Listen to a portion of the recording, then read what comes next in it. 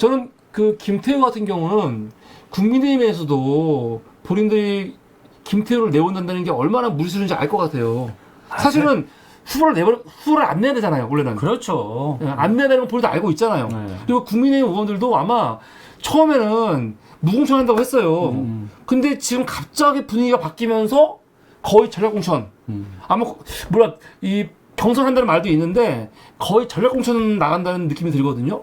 아니 네. 왜 이렇게까지 무리하게 할까요? 그러니까 이게 김태우라는 사람이 공무상 비밀 누설죄로 이미 그 실형을 받은 사람이잖아요. 그럼요. 실형 받았고. 공직자부터는 아니에요. 예? 그러니까요. 이건 뭐 공직 후보로서의 자격이 없는 사람인데 불과 3개월 전에 이제 그렇게 대법에서 그 형을 받은 사람을 바로 사면 복권을 시킨 거잖아요. 그렇죠. 사면 복권은 윤석열 대통령이 시킨 거예요.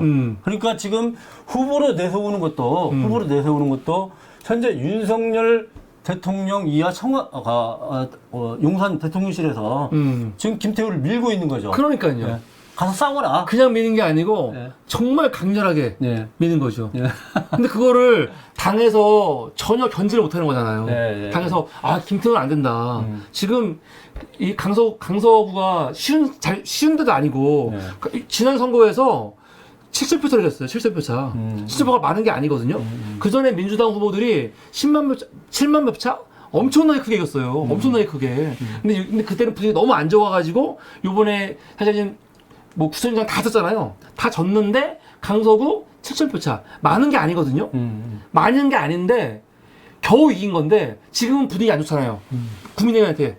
압도적으로 안 좋아요. 안 좋은데 지금 김태우 때문에 지금 40억 이상을 들여갖고 선거하는 이 자리에 후보를 내는 것도 문제인데 김태우를 또 내.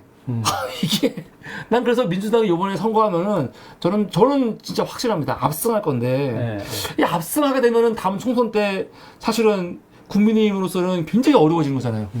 그런데도 후보를 낼까요?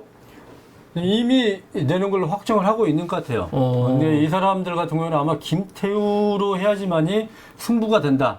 그리고 선거는 일단 대립점이 있어야 되잖아요. 그러니까 김태우가 했던 것은 잘못된 행위가 아니라 정당한 것이었다.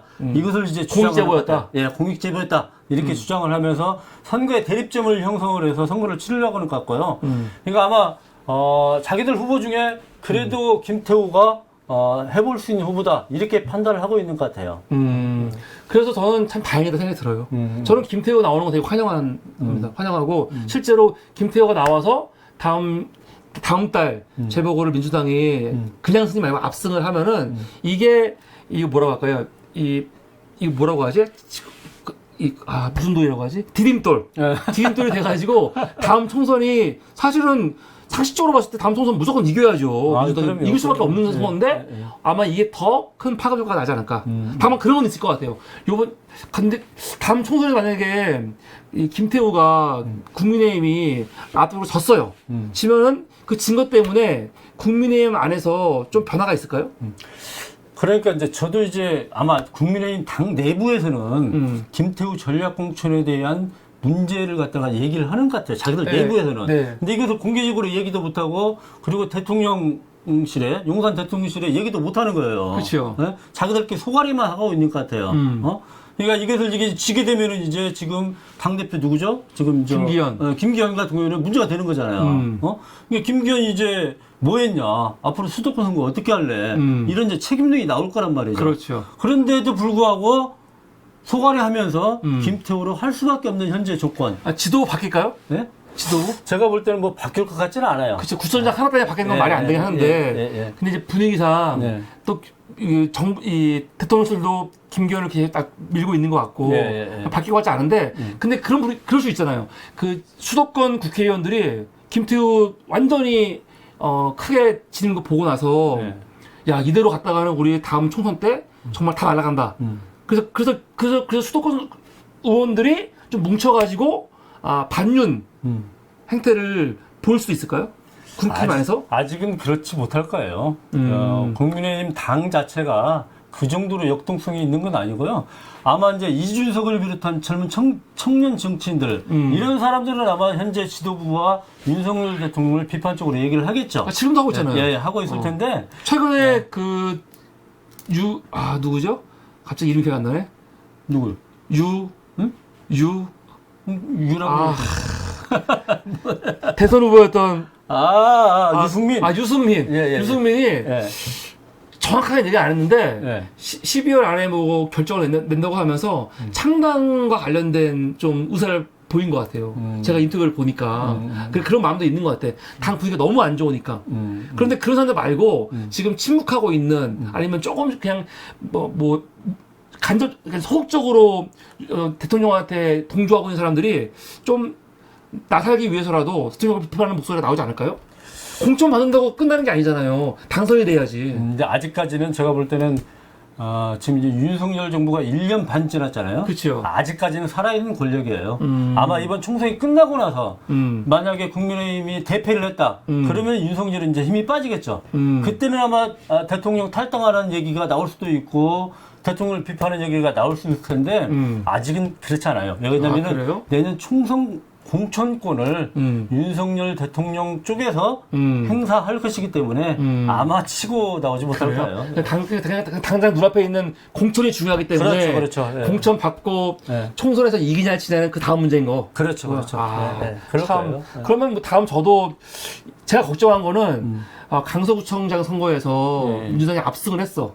그것 때문에 국민의힘에서 쇄신이 야 이거 안 되겠다. 대통령실이 이렇게 쥐력피력 하면 안 되겠다. 우리 이러면 안 된다. 그런 바람이 일어나면 어떡하나. 그럴 일은 없다. 갑자기 그렇게 쇄신할 당이 아닙니다. 절대로 그럴 수 없다. 그리고 윤석열은 지금 하는 형태 보십시오. 절대 뭐 그런 의사를 받아들여서 뭐 바뀌고 본인이 하고 그럴 사람 아니에요. 그냥 뭐 일방적으로 지시하고 밀어붙이고 극단적으로 자기 뜻대로 공천하고 그럴 거예요. 끝까지. 예. 이거 보통 문제가 아니네. 뭐 사실은 다행이에요. 민주당한테. 다행이죠. 다행이에요. 진짜로. 근데 이렇게 하는데도 선거를 못 이긴다면은 이거는 진짜 저는 문제가 있는 생각해요. 그럼요. 나라가 그러면 진짜 미래가 없는 거죠. 그러니까 강서구청장 선거는 민주당에서는 압승을 해야 돼요. 압승을 해야지만이 저쪽 당에서 그나마 자기들 내부에서 설왕설래가 되고 이렇게 가서 우리가 다 진다 이런 얘기들이 있을 거예요. 압승을 할 겁니다. 거기는 역대 선거를 봐도 충분히 압승을 할 수밖에 없는 더군다나 지금 이런 조건에서 저는 압승할 거라 생각하는데 이게 너무 당연해 보이는데 저당 사람들이 이거를 너무 모른 척하고 있어가지고 제가 당황스러워요. 저것들이 무슨 엄청난 계획이 있는 것 같지 않거든요. 알면서도 지금 속알을 알면서 그대로 가고 있는 거예요. 어쩔 수 없이. 지시해서. 그건 좋은 거죠. 뭐. 하여간 그래서 검찰이 더 무서운 것 같아요. 검찰이 이 분위기를 바꾸기 위해서 지금 검찰권으로 지금 뭔가를 만들려고 엄청나게 움직이고 있다는 생각이 들거든요. 그렇죠. 그게 걱정이에요. 그게 걱정.